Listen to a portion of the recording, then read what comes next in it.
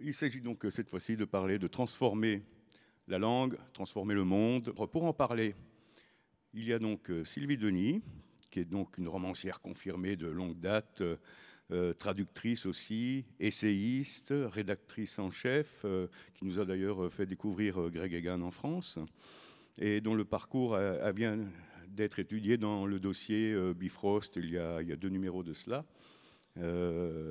On connaît son recueil de nouvelles Jardin virtuel et ses romans Haute École, La saison des singes et L'Empire du sommeil. Sarah Doc, traductrice, autrice, chroniqueuse, journaliste, modératrice aussi, et la présidente du prix Julia Verlanger, qui milite aussi pour les droits des auteurs. On peut citer Technoferry, L'autre moitié du ciel et La complainte de Forenza qui est sortie chez Léa. Et Christophe Sibert, eh bien, s'il est là, on l'attend.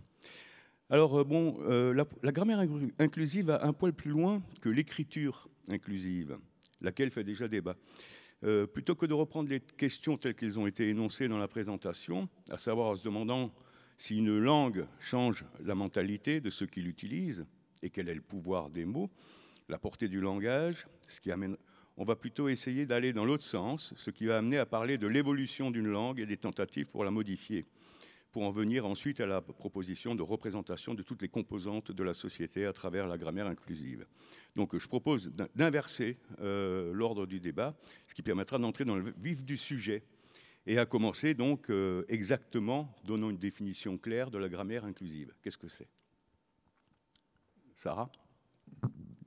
La grammaire inclusive est une manière d'inclure toutes les composantes de la société, qu'ils soient mâles ou femelles, non-genrés, non-binaires, trans, ou même des extraterrestres, des entités inconnues. Et surtout de créer essentiellement des pronoms pour désigner toutes ces personnes. On peut dire à ce moment-là, de toute manière, la langue détermine l'individu et que jusqu'à présent, pourquoi on veut changer ça, c'est qu'il y a des mots qui excluent. C'est pas seulement qu'il y a des mots qui excluent, c'est qu'il y a des mots qui ont été exclus. Au XVIIe siècle, l'Académie française a décidé d'unifier la langue, mais toute nouvelle, hein, avec Richelieu, elle venait d'apparaître. Et en plus d'unifier la langue, ils ont surtout excisé la langue. C'est-à-dire qu'ils lui ont retiré toute une série de termes qui représentaient le féminin de certains métiers. C'est ainsi que le mot autrice, qui existait déjà en latin, a été retiré du dictionnaire. Mais c'est aussi ainsi que le mot doigt a attrapé un G qu'il avait perdu, ou que le mot nénuphar s'est vu affublé d'un PH, alors qu'il aurait dû avoir un F, car c'est un mot d'origine arabe. C'est vraiment, il y a eu des décisions au cours des siècles de changer la langue d'une manière politique. Et à partir du moment où on a exclu des membres de la société, de la langue elle-même, il devient d'autant plus important de les réinclure. Je crois me souvenir, j'ai plus le passage, où l'un des auteurs qui proposait de renouveler la grammaire, il faut dire qu'au XVIIe siècle, la grammaire n'était pas fixée, on n'avait pas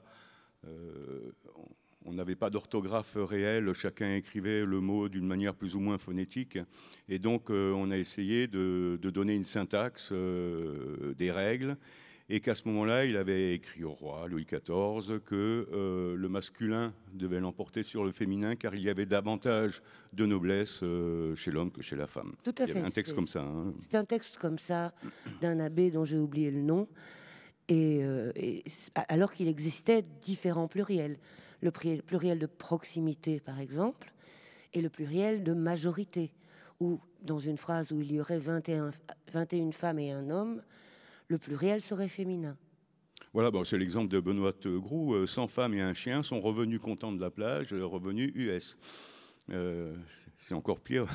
Voilà, donc, pardon,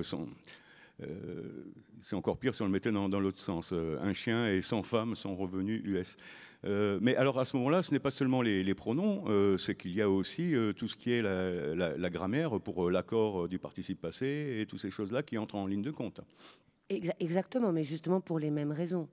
Parce que, essentiellement pour le pluriel, mais il va falloir trouver aussi, au fur et à mesure, inventer des manières d'écrire qui sont différentes.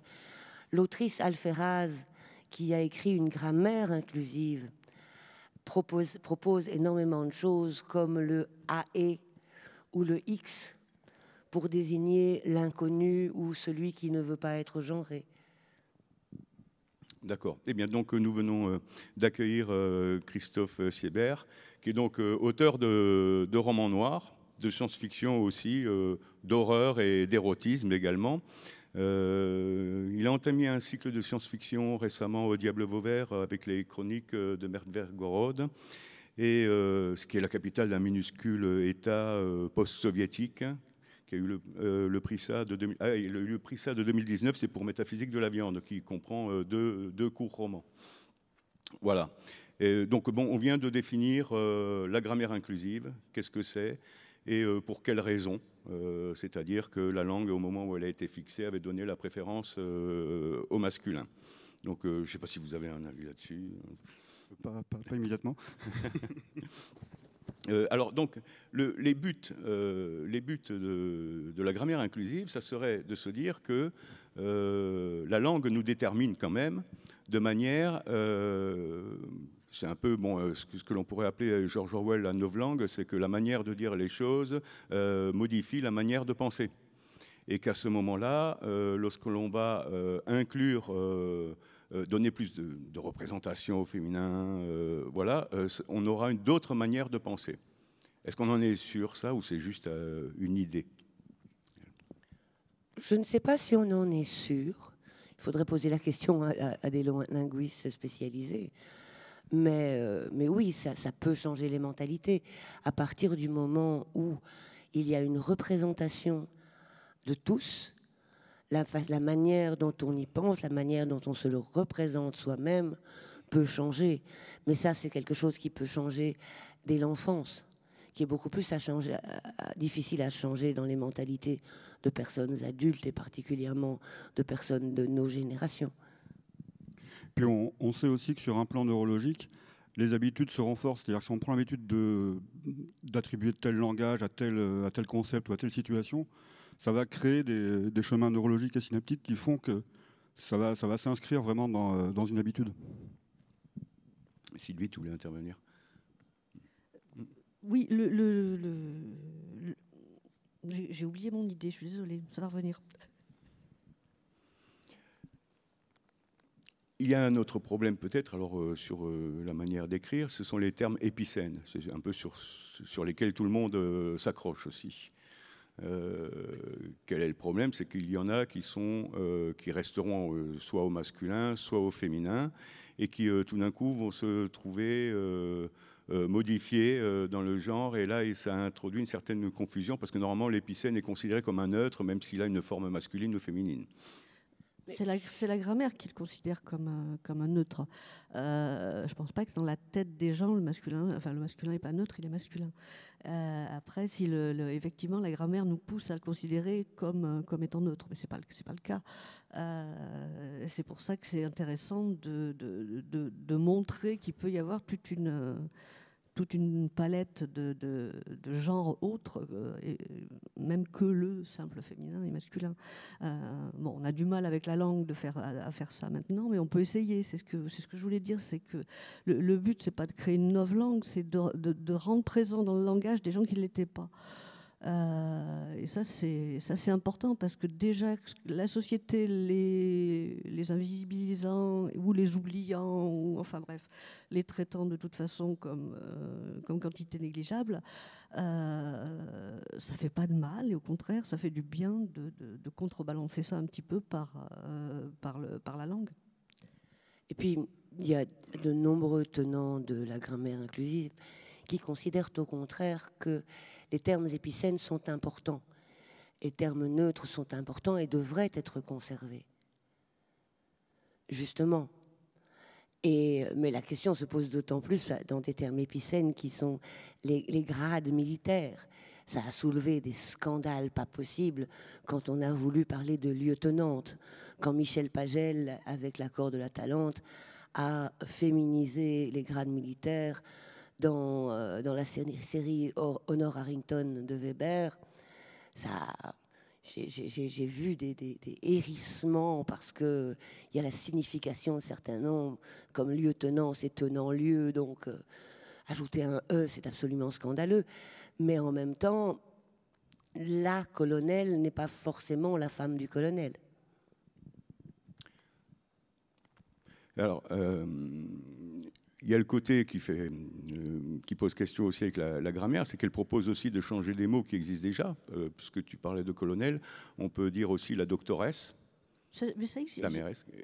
Ça existait avant, la Ça doctoresse. existait. C'est pour ça que j'ai pas compris. Oui, mais maintenant, pourquoi. ça devient la docteure. C'est-à-dire que Oui. la grammaire va un petit peu plus loin.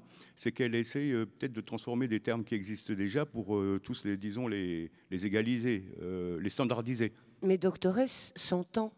Docteureux ne s'entend pas. Et donc, il n'y a pas de représentation. C'est une mauvaise idée. Et doctoresse n'a jamais quitté la langue. Ah, il a pratiquement disparu. Les gens maintenant utilisent docteureux et ne disent pas doctoresse. La Moi, je mairesse, dis par doctoresse. exemple. J'ai l'impression qu'effectivement, en français, on ne l'entend plus. Cela dit, ça ne veut pas dire que ça avait disparu. J'étais très surprise de dire d'entendre justement que des gens disaient, semblaient redécouvrir doctoresse, alors que pour moi, ça n'a jamais disparu. Mais après, on n'est pas tous au même endroit. C'est aussi comme auteur et autrice, finalement. Exactement. J'ai tendance à employer auteur à l'écrit et à dire autrice, parce que non, auteur, c'est difficile à prononcer. Sauf avec l'accent du Sud. Oui, voilà. J'aime bien autrice. Ah, mais moi, J'aime beaucoup le son d'autrice. Ben, ça, c'est logique. Acteur, actrice. Autrix, en latin, tout simplement. Oui. Est-ce qu'on peut donner quelques exemples justement de l'utilisation de cette langue, la grammaire inclusive, qui elle ne propose même pas autrice, mais auteurice? Ça Pour dépend. représenter les deux. Auteurice, c'est autre chose. Alors, Auteurice, explique-nous. c'est le pluriel. C'est un pluriel, un mot valise qui a été créé pour parler des auteurs et des autrices. Auteur plus is, auteurice, c'est un pluriel. Ce n'est pas un singulier. Un auteur, une autrice, des auteurices. Ça, c'est une proposition qui a été faite, qui est de plus en plus utilisée et qui donne assez bien à l'oral, je trouve. C'est pas figé la langue inclusive en fait, c'est a work in progress. C'est en train de se faire.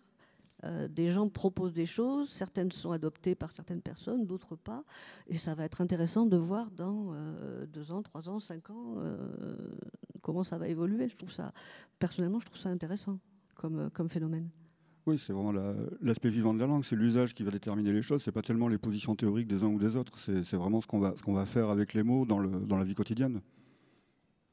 Et c'est pour ça que les propositions de pas mal d'auteurs de SF et entre autres d'auteurs anglo-saxons peuvent être extrêmement intéressants et nous faire réfléchir à des possibilités. Dans la science-fiction, on rencontre beaucoup IL, par exemple. Ça, maintenant, plus personne n'est surpris de lire ça. Mais tu as d'autres exemples? J'ai pas mal d'exemples, mais IL est oui le terme le plus utilisé par les traducteurs pour des termes qui sont différents en fait en anglais. Parce que ce soit Ian MacDonald, Ken Liu, Ada Palmer, Anne Leckie ou Becky Chambers, ils n'utilisent pas forcément les mêmes pronoms. En anglais, on réutilise le terme they comme neutre, tel qu'il existait avant d'ailleurs. Mais il y en a plein, il y a Yel, il y a Eil, on peut utiliser on aussi. C'est ce qu'a fait Michel Charrier dans ses traductions d'Ada Palmer pour le they, justement. Ce n'est pas encore figé, il n'y a pas encore de règles. Il y a l'AE, il y a LE, il y a plein de propositions qui existent. Maintenant, c'est à nous de nous en emparer et de les utiliser le plus possible. Pardon, j'ai un petit peu de mal, moi, avec le they, parce qu'on m'a rentré dans le crâne que they, en anglais, c'était un pluriel. Donc, mon cerveau a tendance à considérer que c'est un pluriel. Et c'est qu'en général, au début d'un texte qu'il emploie, j'ai tendance à me dire que ça parle de plusieurs personnes. Et puis, je me rends compte que non. Donc, c'est intéressant parce qu'on sent son cerveau qui fait une sorte de mécanique de switch. Et après, ça fonctionne. Mais c'est vrai que les réflexes sont importants parce que quand on a appris une chose, je ne sais pas ce que ça donne quand on n'a pas tout à fait le même rapport à la langue anglaise. Ah, mais par exemple, la langue japonaise a très peu de marqueurs de genre. J'ai eu une table ronde un jour avec une traductrice du japonais qui a dû attendre, je crois, la 300e page du livre qu'elle traduisait pour connaître le genre du narrateur-narratrice.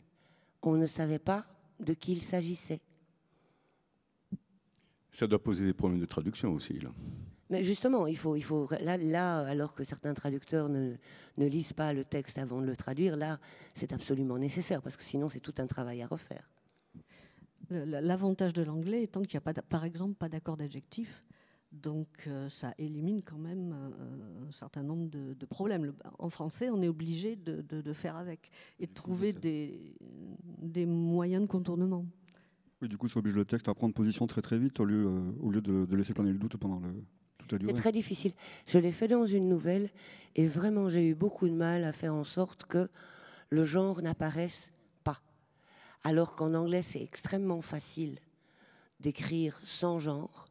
En français, il faut vraiment faire des exercices intellectuels pour détourner cette façon de faire. On peut faire remarquer aussi que, par exemple, la langue turque n'a ni masculin ni féminin, et que, d'un certain côté, c'est elle qui avait été la plus progressiste pour les femmes. Enfin, le vote des femmes s'est fait en Turquie bien avant la France. Et enfin bon, après la représentation des femmes en Turquie, il y a aussi le poids de la religion ou de certains, d'une certaine culture qui modifie ça. La langue ne fait pas tout, bien évidemment. Malheureusement. Je voulais reprendre justement sur quand Sylvie disait il y a des termes que je n'aime pas bien. J'ai piqué dans une grammaire inclusive quelques exemples. Alors donc le iel ou il est assez commun. Maintenant on le trouve dans les romans. Il y a iel au pluriel IELS et elle. Celui et celle devient s'il. Enfin celui, c'est le et ce au pluriel avec XES. Qui nous donne des phrases avec c'est pour elle qui elles ont discuté avec elle lui. Tous celles qui n'étaient pas là n'ont pas tous eu la chance de parler. Et l'éducatrice, pour donc autorice, l'éducatrice a rencontré les élèves. Je parle au syndicat des travailleuses. Donc là, ça choque peut-être un petit peu, d'autant plus que là peut-être on est plus près de George Orwell, la novlangue, parce que dans travailleureuse, on entend heureux, et on n'est peut-être pas forcément heureux au travail, quoi. C'est comme lorsqu'on dit non bon, et on a toujours le terme bon lorsqu'on veut dire qu'on n'est pas content. Alors, ce sont des propositions un petit peu radicales. On pourrait dire la même chose de contrôleur des contributions. Moi, je trouve ça plutôt poétique, en fait. Ça ne me gêne pas. Ça ne me gêne pas, je trouve ça plutôt poétique. Parce qu'il y a énormément de mots en français qui sont concupiscence. Hein, pour travailleuse, d'accord, mais concupiscence. Oui. De quoi est constitué ce mot? On ne va pas le détailler. Oui, non, mais dans le langage courant, on a rarement une accumulation de termes comme dans ce que tu viens de lire. Donc ça passe quand même beaucoup mieux. Et puis c'est quand même beaucoup une question d'habitude. Oui, ça donne une petite gymnastique, mais qui justement est intéressante parce que ça permet de faire rentrer ces termes-là et au contraire de les employer de manière un peu comme là, un peu provocatrice. Ça les rend aussi plus visibles et audibles et ça va les propager d'une certaine façon. Et encore une fois, de toute façon, c'est l'usage qui va trancher entre tel ou tel néologisme ou entre un retour à la langue, disons, conventionnelle. Ça va forcément se transformer. La langue ne fait que se transformer par l'usage que les écrivains ou que les gens en font dans la vie de tous les jours. C'est un autre chemin synaptique qui va se créer. Et d'ailleurs, beaucoup ont critiqué la grammaire et la langue inclusive par rapport aux enfants dyslexiques. Eh bien, il se trouve que l'existence de féminin, pour tout un tas de termes, au contraire, aide énormément les enfants dyslexiques à apprendre à lire et à écrire. Parce que la non-existence d'un féminin pour un certain nombre de termes était un frein pour certains. Alors, c'est vrai que beaucoup de détracteurs disent que pour les dyslexiques, ça va poser des problèmes si l'on a des exemples de ce type. Je pourrais prendre aussi l'exemple du participe passé, l'accord en genre et en nombre. L'accord en genre, j'en discutais justement avec une autrice qui est ici, mais enfin bon, c'était chez elle, on discutait d'une manière informelle sur ce sujet-là, et je regrettais que cet accord au féminin ne soit pratiquement plus respecté. Enfin, les journalistes, je les entends pas, ça m'écorche les oreilles de dire que cette note m'a été transmise et non pas transmise. Les hommes politiques, c'est à peu près pareil, et elle me disait que cet accord-là avec l'usage va finalement disparaître. Or là, ce que propose la grammaire inclusive, c'est le détailler encore davantage. Alors est-ce que ça ne va pas poser des problèmes justement pour savoir comment accorder Ça dépend comme toujours, ça dépend de qui on parle. Est-ce qu'on parle d'un groupe de personnes dont on ne connaît pas le genre? Est-ce qu'on parle d'une personne, d'un genre ou d'un autre, ou personne non binaire? Est-ce qu'on parle... À chaque fois, la question est différente. C'est à nouveau une question de représentation. C'est vrai qu'un groupe disparate d'hommes et de femmes, de trans, de non-binaires, va demander un certain exercice de langage pour être inclusif, mais si on parle de singulier, comme tu parlais pour l'accord du participe passé, le problème ne se pose pas.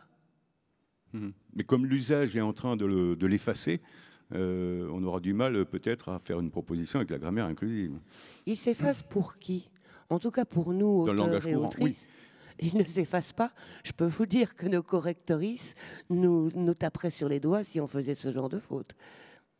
Oui, alors justement, ça s'adresse à qui? Qui c'est qui va utiliser cette grammaire? Est-ce qu'on va la retrouver dans le langage courant? À peu près quand? Ça prendra combien de temps? Peut-être quelques générations. Le temps vraiment que ça infuse, que dans la fiction, on le trouve de façon plus généralisée, que justement dans les médias aussi, on le trouve de façon plus généralisée. Et une fois que ça sera parti dans le langage courant, ça va prendre une ou deux générations peut-être un peu plus, mais ça, de toute façon, si ça correspond à un besoin réel du langage tel qu'il est pratiqué, ça va forcément s'implanter. Si c'est utilisé justement dans les médias, je ne parle pas spécialement de la presse, mais par exemple des séries télévisées, des films ou de la littérature, ça va faire avancer les choses beaucoup plus vite qu'on ne le pense. On est en train d'abandonner le point médian pour des mots valises, en oubliant que le point médian n'est qu'une abréviation comme etc. ou comme faire, et que c'est une manière de raccourcir une phrase dans un texte, par exemple administratif, pour parler de celles et ceux ou de mesdames et messieurs. C'est aussi simple que ça.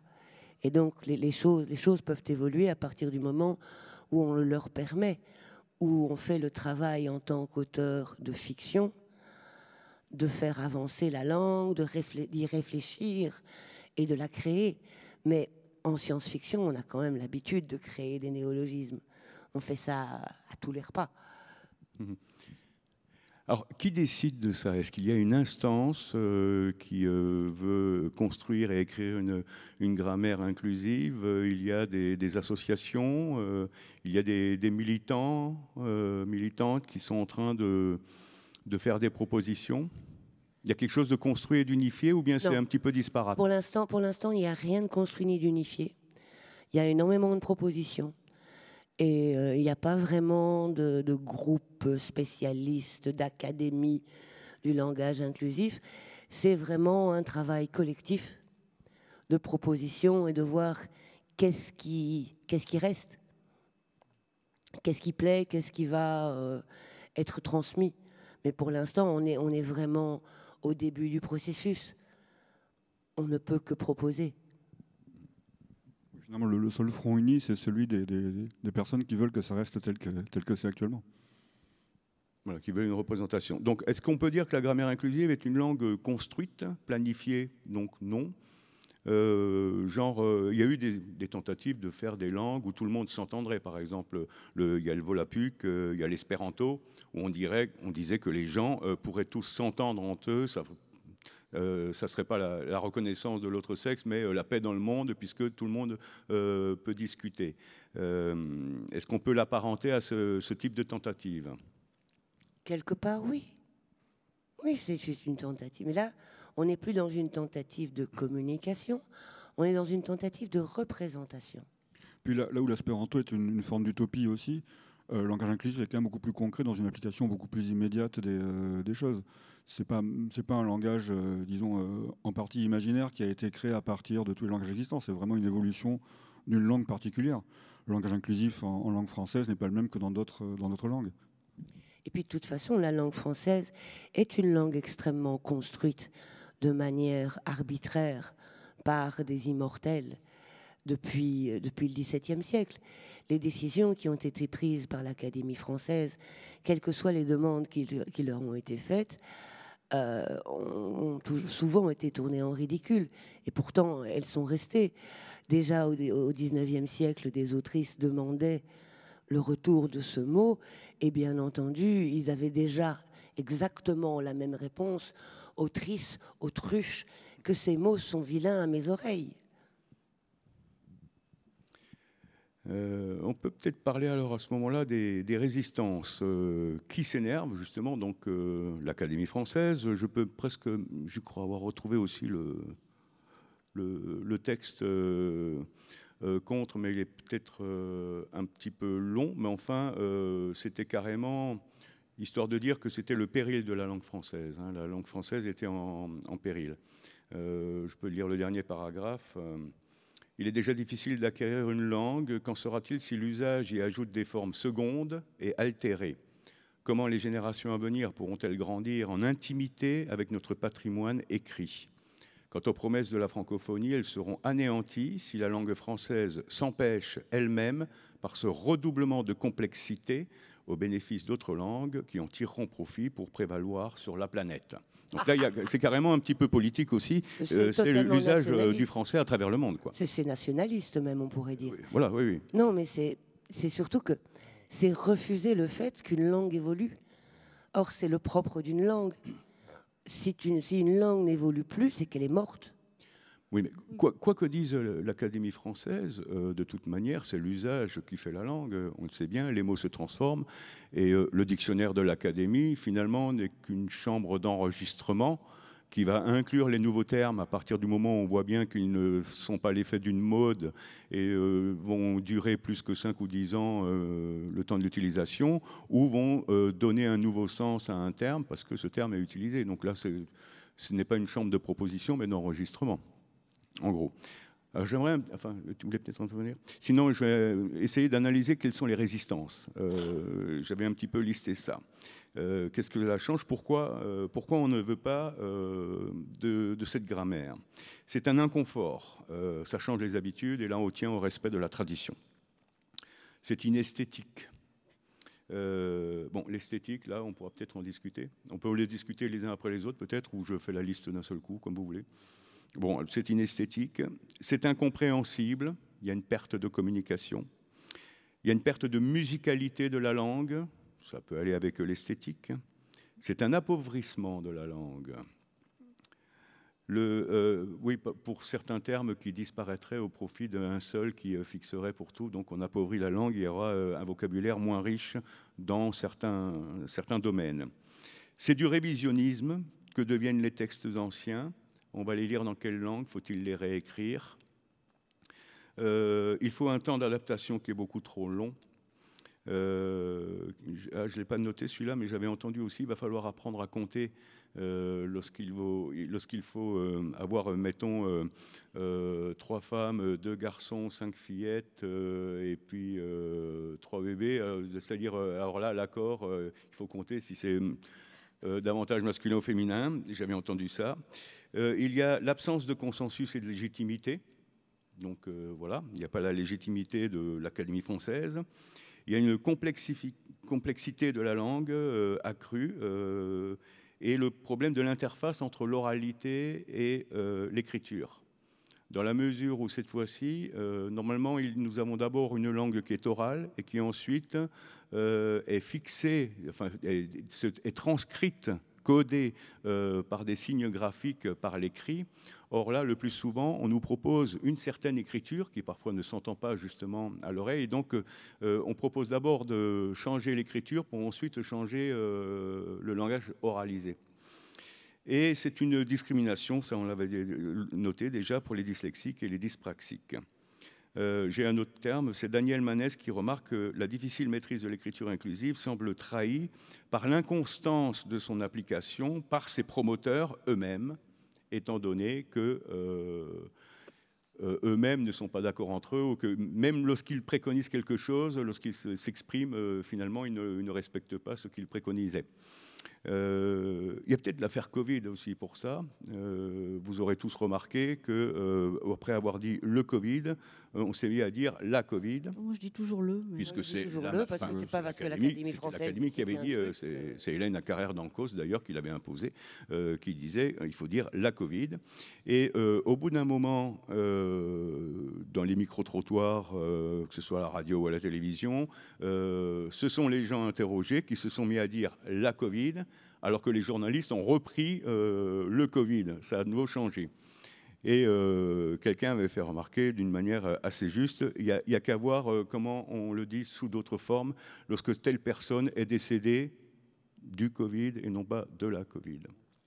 Voilà, donc qu'est-ce que vous avez à répondre sur tous ces motifs? Il y a peut-être certains qui vous ont parlé plus que d'autres. L'esthétique est quelque chose qui n'est jamais unanime. Donc parler de l'esthétique de la langue, c'est parler d'un avis personnel qui ne peut pas être généralisé, par exemple. Puis ce qui est marrant, c'est que toutes ces critiques-là auraient très bien pu être adressées à la langue française nationale au moment où les langues régionales et l'ancien français s'est transformé en français moderne. C'est les mêmes difficultés, les mêmes inesthétismes, si on veut. Enfin, c'est exactement la même critique qu'on pouvait adresser à ça au XVIIe siècle. Et puis, les textes qu'on devrait réécrire.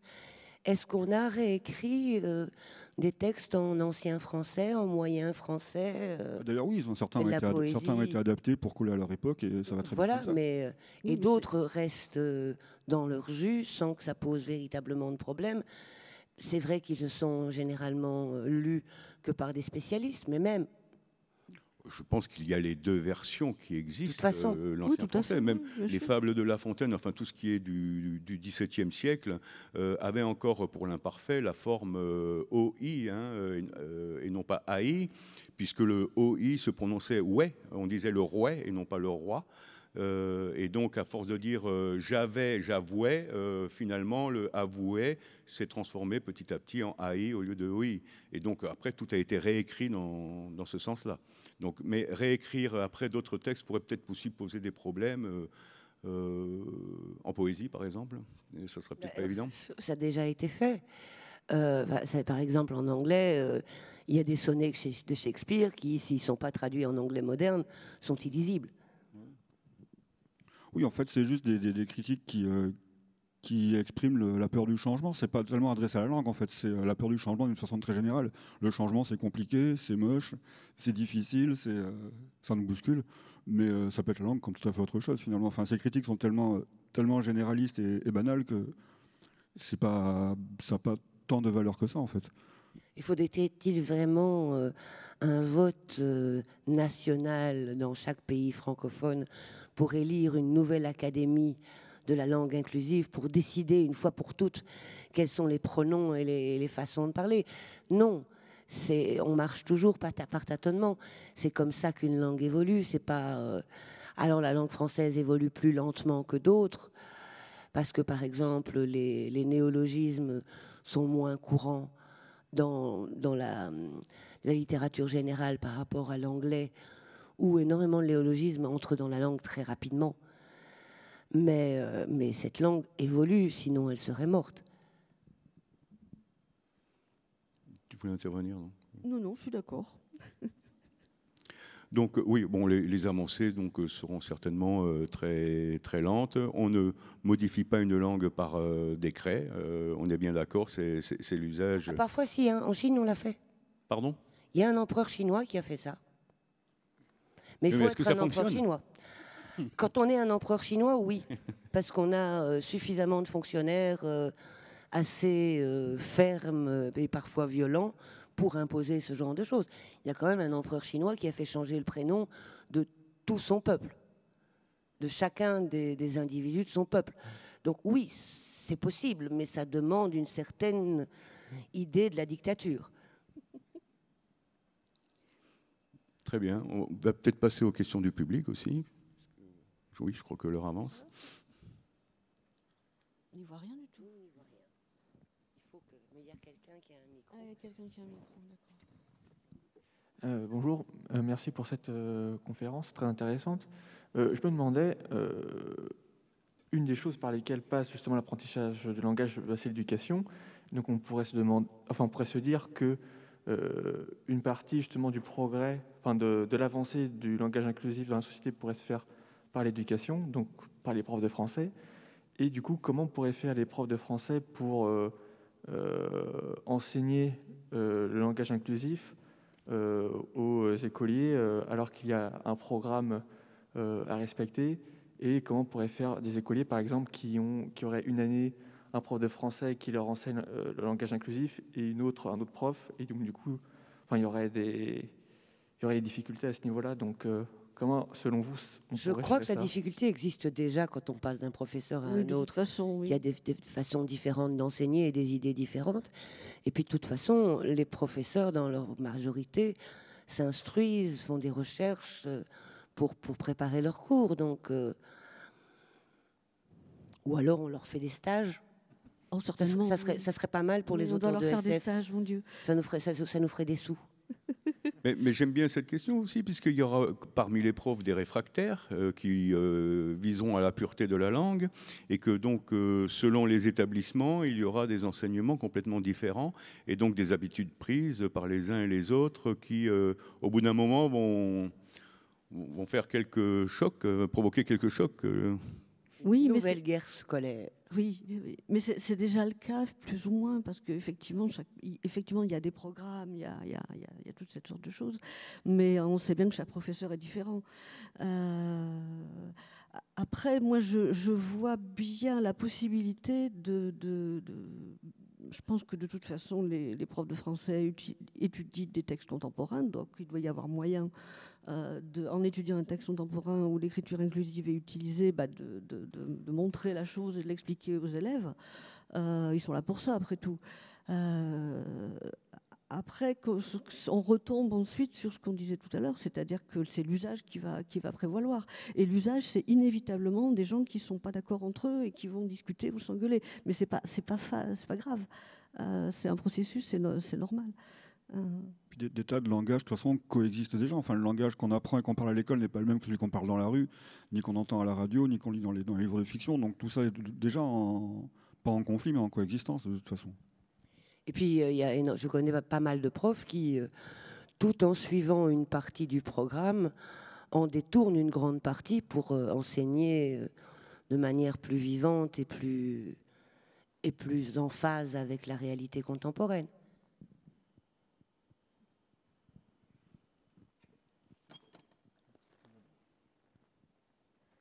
Alors justement, je suis professeure. Ah. Donc je peux apporter un début de réponse. Donc il se trouve qu'au programme, on commence par les langues anciennes, donc comment la langue évolue. Et après, il est de mise qu'on se concerte entre professeurs pour voir si on va jusqu'à la grammaire, l'écriture inclusive. Et il arrive aussi qu'on anime des ateliers d'écriture au sein même de l'établissement, avec pour contrainte, au sens amélioratif du terme, de justement inclure tous les genres, tous les individus dans justement le texte. Et ensuite amener les élèves à réfléchir, est-ce que vous vous sentez concerné par ce texte?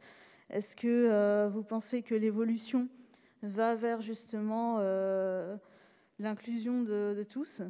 Et puis vous parliez tout à l'heure du langage de la rue, du langage littéraire qui n'est pas le même. Et finalement, les élèves trouvent ça plus intéressant d'inclure l'écriture inclusive dans le langage courant, puisqu'ils s'y reconnaissent tous. Et donc, quand on étudie vraiment l'évolution de la langue, ils trouvent ça parfaitement logique qu'on arrive à cette écriture inclusive. Merci élèves infiniment. de quel âge?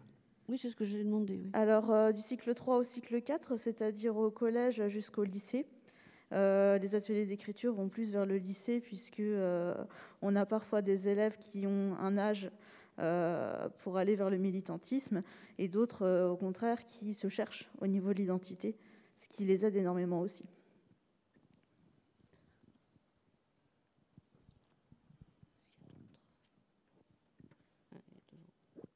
En fait, quel est le rôle de la science-fiction aussi là-dedans, puisqu'on dit que ça passe beaucoup par la littérature. J'ai l'impression qu'avec les titres que tu as cités, c'est surtout avec la littérature de science-fiction. Et il me semble que l'un des rôles à ce moment-là majeurs de la littérature en général sera en quelque sorte d'acclimater aussi les lecteurs à ces changements. Oui, faut leur en donner l'occasion. Je peux raconter mon anecdote.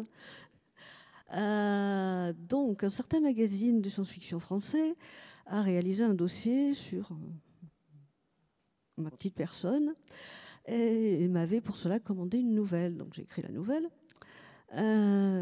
Et cette nouvelle se passe dans un futur où, après un certain processus, tous les êtres humains sont hermaphrodites, donc à la fois hommes et femmes, etc. Donc j'envoie ma nouvelle et on me dit ah ben non, l'écriture inclusive c'est ça, là là, nos lecteurs, les pauvres, ils vont être malades, leurs yeux vont exploser, enfin bref. Au final, j'ai retravaillé la nouvelle et même après retravail, on m'a dit non. Et du coup, finalement, cette nouvelle n'est pas dans le numéro spécial, elle est dans une autre anthologie qui paraît juste là pour les utopiales. Mais c'est pour vous dire que parfois, quand même, il y a des obstacles. Et là, j'ai trouvé que c'était vraiment une occasion ratée pour le magazine en question de changer certaines choses. Mais bon, c'est comme ça que ça s'est passé. J'étais très, très, très, très en colère et vexée cet été quand la chose s'est passée. Bon, maintenant, je le prends à la rigolade. Mais j'avoue, je me disais, ah oui, ça va être rigolo, ils vont être surpris et tout, mais je ne pensais vraiment pas qu'il y aurait une telle réaction. J'étais vraiment très surprise. C'est dommage, surtout que un lecteur de Greg Egan ne devrait pas avoir de problème à lire une nouvelle grammaire. Un lecteur de science-fiction est par définition quelqu'un qui s'intéresse aussi à l'avenir, à l'évolution, au changement. Si un lecteur de science-fiction est réfractaire au changement, il a un léger problème. Un peu, oui. Le pire, là, c'est que c'est même pas les lecteurs qui ont tranché, du coup, parce que le texte n'est pas paru dans la revue en question. Le texte n'est pas paru dans cette revue, mais il va paraître, il paraît dans l'entour des Utopiales. Donc, les lecteurs vont sûrement survivre. Oui. Pardon ? Les lecteurs vont sûrement survivre à cette lecture. Je pense, oui, ils vont survivre. Il y avait une question. Il y avait une autre question. Oui, bonjour. Moi, je voulais revenir sur le sujet de la légitimité, en fait, et je ne vois pas en quoi l'Académie française serait plus légitime pour arrêter des choses sur la langue française. Alors, notamment du fait que le français n'est pas parlé qu'en France et que tous les Français ne se ressemblent pas. Il y a certaines spécificités au Québec, notamment dans les pays africains, en Belgique, pour aller un peu moins loin. Enfin, donc, en quoi l'Académie française est plus légitime pour nous dire comment parler français, en fait? Alors moi qui suis belge, je peux dire que elle n'en a pas plus qu'autre chose. Que je trouve que justement les auteurs et les autrices ont plus de légitimité à faire évoluer la langue et à créer de nouveaux termes qu'une académie emplie de personnes plutôt âgées. Oui, et puis c'est une instance qui a été décidée comme ça, mais tout à fait contestable. Elle peut être supprimée. Enfin, c'est pareil, c'est comme tout appareil politique qui peut être destitué ou remplacé s'il ne fonctionne plus. d'un point de vue historique, il a été décidé que l'on allait régler l'orthographe de la langue, régler les termes, les préciser, et donc c'était devenu une instance décisionnelle qui allait donner forme, disons, à la langue française. Elle ne s'appliquait qu'à la France. La preuve, on a tout ce qu'il y a par exemple au Québec, il y a toutes les expressions québécoises qui sont complètement différentes, puisque une langue séparée de son milieu d'origine va évoluer d'une manière différente, quoi. On est dans une sorte de darwinisme du langage. Mais bon, on a voulu institutionnaliser cela simplement pour, par exemple, que tous les imprimeurs, enfin que tous les éditeurs écrivent à peu près avec la même orthographe, quoi. C'était le but à l'époque, hein, sous Louis XIV. Mais c'était au XVIIe siècle. 17e, oui. Voilà. Oui, alors, c'est pas vraiment une question, c'est plus une remarque qui rebondit en plus sur ce que vous venez de dire.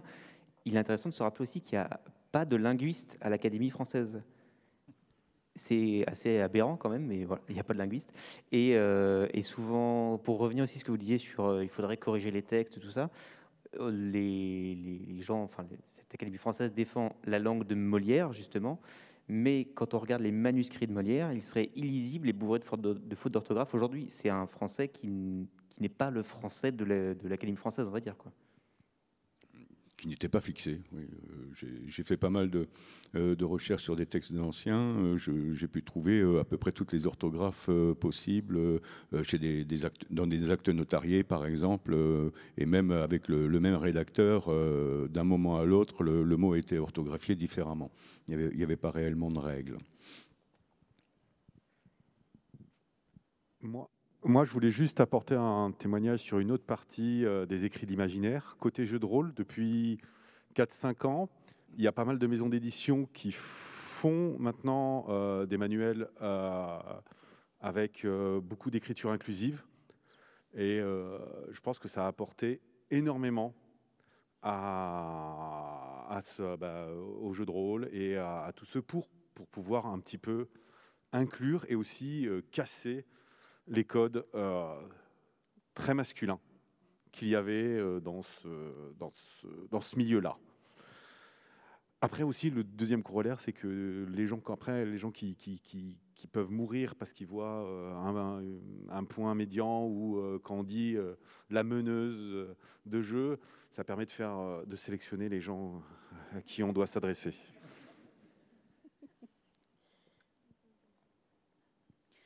Moi, je voulais simplement vous remercier parce que ce genre de conférence, comment dire, ces prises de parole, ces partis pris au final, et cette envie de mettre en avant l'inclusivité, de la représentativité de vraiment tout le monde, c'est quelque chose qui m'a énormément manqué quand j'étais jeune. Et en découvrant la littérature, l'imaginaire, j'ai vu des possibilités phénoménales, mais il n'y avait pas encore ça il y a une quinzaine, vingtaine d'années. C'était à peine les prémices. Et aujourd'hui, que c'est vraiment quelque chose de prégnant qui arrive, et pour les générations futures, je voulais juste vraiment vous remercier parce que c'est quelque chose qui m'a manqué et je sais que les personnes après moi ne pourront pas rater ça. Ça sera trop présent et vous êtes là. Et voilà, merci, tout simplement. Ça nous ferait une belle conclusion. Merci donc à nos auteurs. Et merci pour vos témoignages qui ont apporté beaucoup aussi aux choses.